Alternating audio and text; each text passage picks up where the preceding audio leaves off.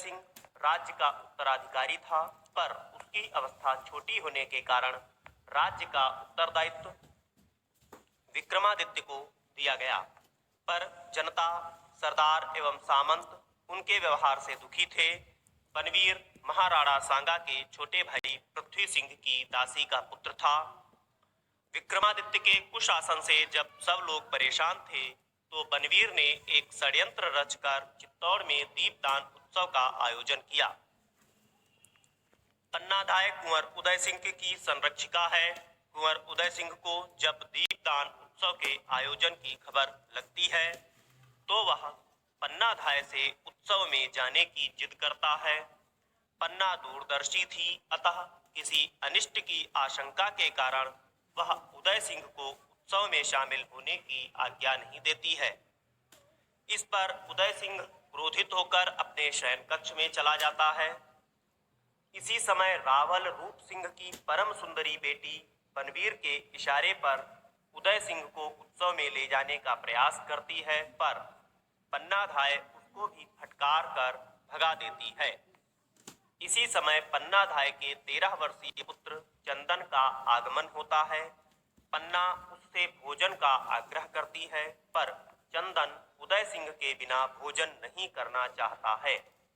उसी क्षण चीखते हुए तथा बेचैन दशा में दासी सांवली आती है और वह पन्नाधाय को यह बताती है कि बनवीर ने कुछ सैनिकों को अपने साथ मिलाकर राजा विक्रमादित्य की हत्या कर दी है और अब उसका अगला लक्ष्य उदय सिंह है, अतः उसे उदय सिंह की रक्षा करनी चाहिए। पन्ना उदय सिंह की रक्षा के लिए प्राणपण से तैयार हो जाती है। इसी समय कीरतबारी नामक नाई कुंवर उदय सिंह की जूठी पत्तल उठाने के लिए पन्नाधाय के कक्ष में प्रवेश करता है। कीरतबारी देशभक्त था, अतः पन्ना उसे विश्वास में लेकर घटित घटनाक्रम को समझा देती है। साथ ही वह उदय सिंह की रक्षा हेतु उदय सिंह को जूठी पत्तलों की टोकरी में लिटाकर तथा ऊपर से जूठे पत्तलों से ढककर उदय सिंह को राजमहल से निकाल ले जाने की योजना बनाती है।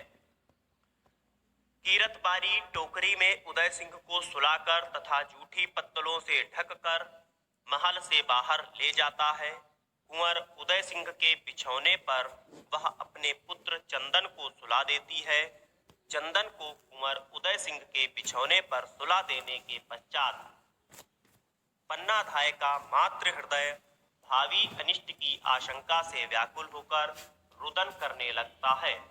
इसी समय मदिरा के नशे में चूर होकर बनवीर अपने हाथ में विक्रमादित्य के खून से सनी हुई तलवार लेकर आता है और उदय सिंह के बारे में पूछता है।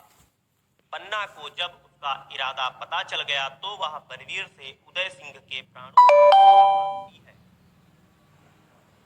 क्रूर बनवीर से उदय सिंह के बदले पन्ना को जागीर देने की बात कहता है, लेकिन पन्ना इस प्रस्ताव को ठुकरा देती है और उस पर अपने कटार से प्रहार करती है। बनवीर कटार छीन लेता है और आगे बढ़कर शैया पर सोए हुए चंदन सिंह को उदय सिंह समझकर तलवार से प्रहार करता है। पन्ना चीखकर बेहोश हो जाती है। इस प्रकार पन्नाधाय अपने अभूतपूर्व त्याग, कर्तव्य पालन एवं बलिदान द्वारा अपने राजा के पुत्र के प्राणों की रक्षा करती है। यहीं एकांक की